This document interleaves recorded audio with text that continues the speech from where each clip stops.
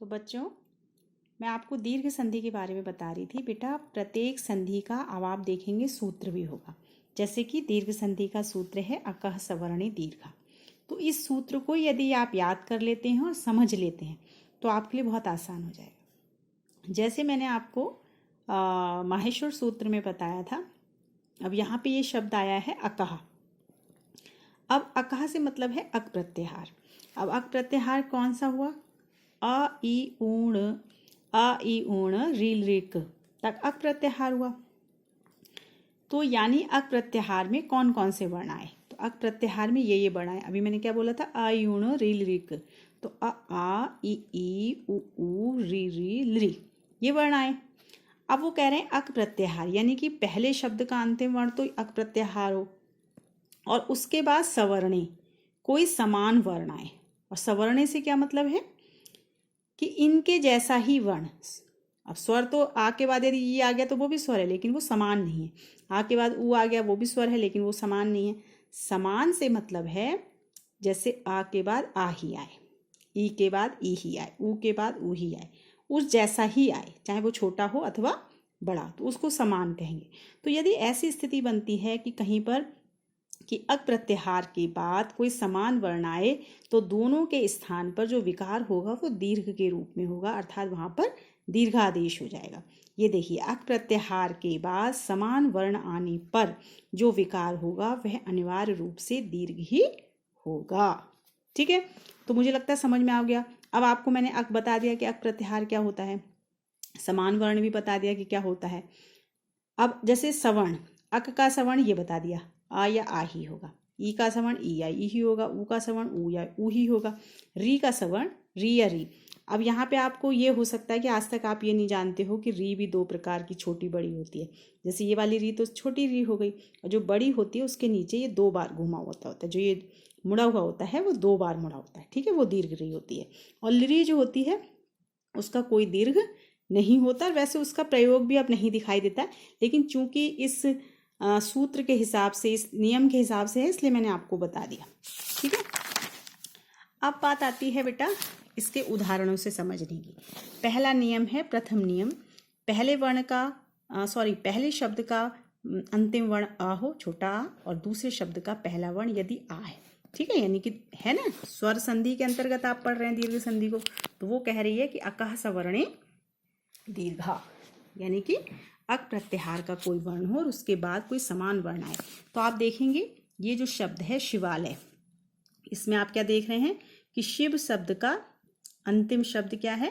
अंतिम वर्ण अ है, और आलय शब्द का प्रथम वर्ण आ है। तो दोनों ही क्या है? स्वर भी हुए। एक तो स्वर संधि का हुआ, और स्वर संधि में कौन सी संधि है? दीर्घ संधि। यानी कि पहले शब्द का अंतिम वर्ण भी अक प्रत्याहार का वर्ण है, आ है, और उसके बाद कोई समान वर्ण आने पर, सवर्ण आने पर, तो समान वर्ण भी आ गया। तो दोनों के स्थान पर क्या विकार होगा? दीर्घादेश आ होगा, क्योंकि दीर्घ संधि है। हमेशा जो विकार होगा वो दीर्घ के ही रूप में होगा, तो आ के रूप में हुआ, और इस प्रकार ये शिवालय शब्द बना। इसी का दूसरा उदाहरण है, इस वाले में पहला शब्द का अंतिम वर्ण था छोटा और दूसरे वाले का पहला वर्ण था आ। अब जो आप पढ़ रहे हैं इसमें पहले शब्द का अंतिम वर्ण आ है और दूसरे शब्द का प्रथम वर्ण छोटा है। जैसे शिक्षा धन अर्थी, इसमें आप देखिए शिक्षा शब्द का अंतिम वर्ण आ है और अर्थी शब्द का प्रथम वर्ण अ है, छोटा है, लेकिन विकार तो आपको दीर्घ के रूप में करना है, तो दीर्घ के रूप में आ होगा। अब आप देख रहे हैं ना, यहाँ पे भी अक प्रत्याहार का आ हुआ, इसके बाद समान वर्ण भी आया, तो जो विकार होगा वो दीर्घ के रूप में होगा, अर्थात बड़े के रूप में होगा, और शब्द बनेगा शिक्षार्थी। ऐसे ही विद्यार्थी, लाभार्थी, ठीक है, ऐसी कोई भी वर्ण बन सकता है इस तरह का। अब दूसरा जो तीसरा उदाहरण दे रहे हैं, इसमें इधर भी बड़ा आ है, इधर भी, ठीक है, और जो विकार हो रहा है वो भी दीर्घ के रूप में होगा, वो तो होना ही है दीर्घ के रूप में। तो इसका उदाहरण दिया है महाधन आत्मा। अब महा का अंतिम वर्ण क्या है? महाशब्द का अंतिम वर्ण दीर्घ आ है, और आत्मा शब्द का प्रथम वर्ण भी आ है। तो जो दोनों वर्ण क्या हुए, ये भी अक प्रत्याहार के अंतर्गत आया, इसके बाद समान वर्ण आया, दोनों के स्थान पर दीर्घादेश हुआ और शब्द रूप बना महात्मा।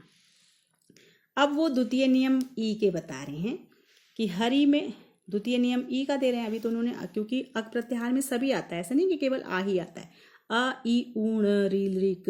अब ये ई के उदाहरण हैं। इसमें भी बिल्कुल सेम है, जैसे ऊपर आ का था ऐसे ई का है कि यदि पहले शब्द का अंतिम वर्ण ई है और दूसरे शब्द का पहला वर्ण बड़ी ई है, विकार लेकिन क्योंकि आप दीर्घ संधि पढ़ रहे हैं तो विकार जो होगा वो दीर्घ के ही रूप में होगा। तो यहाँ पे इसी चीज को इन्होंने शब्द के माध्यम से समझाया है।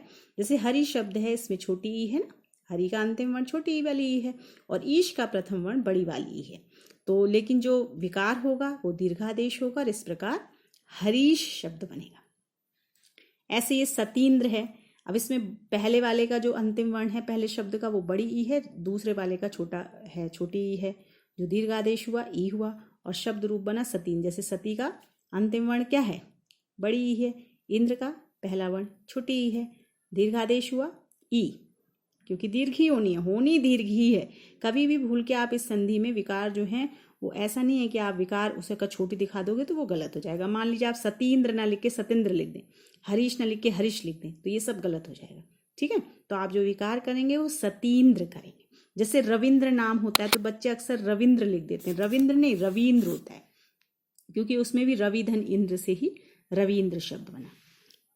ऐसे बेटा ये दीर्घ ई है, ये दीर्घ ई वाला उदाहरण है। इसमें दोनों ओर दीर्घ ई है, पहले शब्द का अंतिम वर्ण भी दीर्घ है और दूसरे शब्द का पहला वर्ण भी दीर्घ है और आदेश भी दीर्घ आदेश हुआ। इसका उदाहरण उन्होंने श्रीशा दे रखा है। श्री का अंतिम वर्ण ई है, ईश का भी प्रथम वर्ण ई है, आदेश हुआ विकार हुआ दीर्घादेश ई और शब्द रूप बना श्रीश, श्रीशाह।